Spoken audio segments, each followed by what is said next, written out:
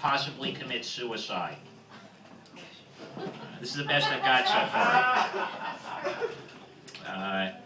Okay, you ever hear those news stories about the kids that they supposedly they put a bunch of weather balloons on a lawn chair and they float across the United States?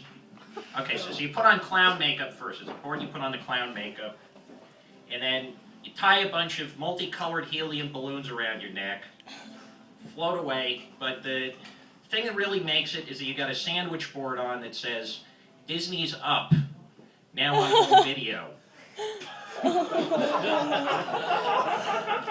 I'm going to do a continuing bit. I know Yale's got no neck. No neck's great. I put no neck in my will yesterday. I'm giving him my neck.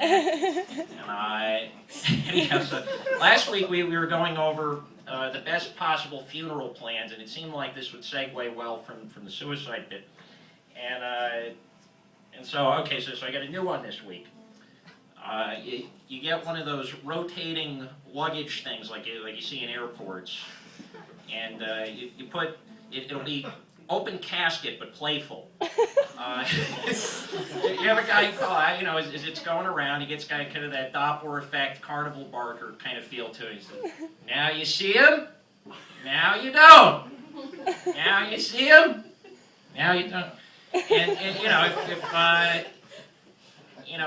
if any part of the body's missing, you just blame American Airlines.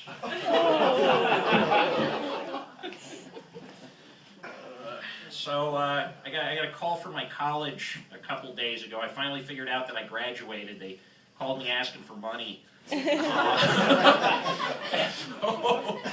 No, I went to an absolutely terrible college. I had great private schools going after me when I was in high school. I went to this one. I went for a visit to this one called Don't Stewart out in Albany, and they had this thing on the flyer that said 98% of our graduates are working in their chosen field. When I went to Baruch College. When I got to mine, there was a Relay for Life poster in the front hallway that said 1/3 of your friends will die of cancer. I used to go to the library, and I had this thing. I read about like 20 books on homelessness, and it was great because they were all on this shelf next to this poster that said, "Investigate new careers." I got a journalism degree. I sent out like 200 resumes. It must be on some kind of blacklist. Baruch journalism. Everybody goes there for business.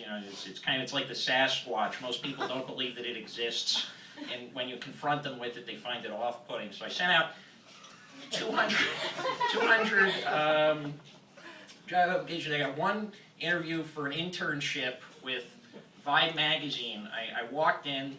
They saw this is clearly not the voice of young black America. They told me to get the hell out of their office. But no, I've picked up the pieces since then. I got a car. I got a '95 Toyota Avalon. It's 18 years old. I got it for $500 because it's old enough for me to legally be inside of it. I got a journalism gig with the Boston Journal a couple weeks ago, and I found when you're doing journalism, I don't like having jobs, but you got to do it. And I was when you're doing a piece of journalistic writing, there's always this one perfect quote in your head that you think would just sum up the article perfectly. And I got assigned to do this thing called the Witch Walk out in Ballston Spa, which is just a bunch of middle-aged women in witch hats getting violently, horribly drunk. And I had this kind of platonic world, perfect metaphysical quote to end the story.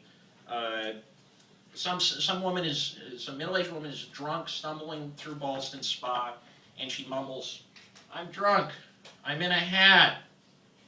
And then underneath it, put a tally of my running student loans.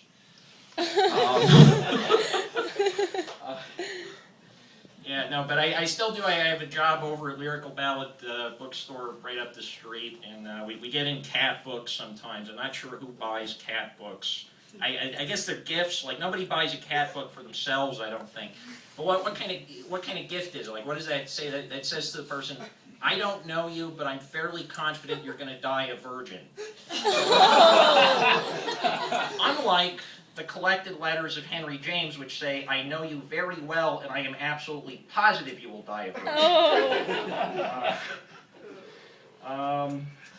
but yeah, I do some work on the side. I've been editing my friend's book. He wants me to be his manager on it, and we've been working on some schemes. He wants to get up enough money to go over to Greece with a baseball bat and beat the shit out of fascists. They got that fascist party out in Greece. And I was going through the books. We got to the store. We got some Holocaust denial books. But, you know, we get so many books in there. And I thought, well, what do I do with these? You know, ethically, you can't sell them.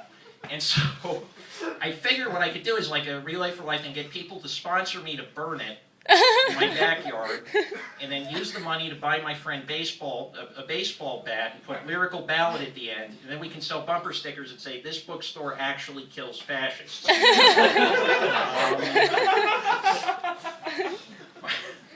But yeah, so he wants me to manage him on this book thing, and he has a perfect marketing strategy figured out. He wants to be taken into a North Korean prison camp. And then just leave me to sell the book, which I can't figure out. You just left it at that. I was hoping there were more detail. You know, just this diagram in his head that said, you know, North Korean prison camp, question mark, profit.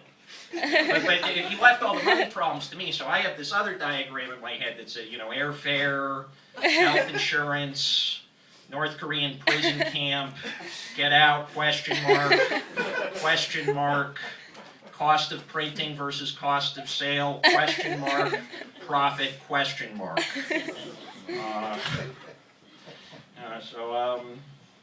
I saw a therapist last week. It didn't go so well because I'm more charismatic than my therapist, if you can believe that. You know, and by the end of 30 minutes, he's telling me, "You're right. Everyone else is crazy. You're the only sane person. Where's the meeting? Someday you will hotbox enough Vicodin to have the self-confidence to write your manifesto." Let's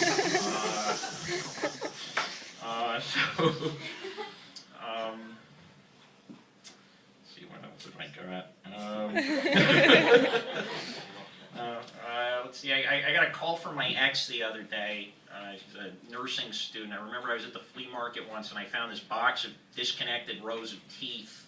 And the one thing I always kind of regret is that I didn't ask the guy what the price was, because then I'd have an anecdote. And I went back and I thought,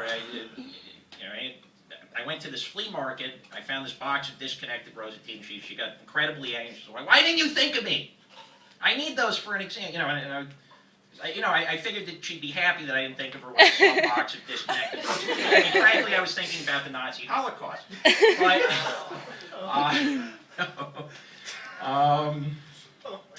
no, I always used to have this problem where I was too literal about things. You know, I set up an online dating profile that said 6 things that I can't live without, and the list started with 3/4 of my liver. I used to have me and my friends, we used to tell your mama jokes, and the best one that I ever came up with was, "Your mom is so fat she had a triple bypass and died."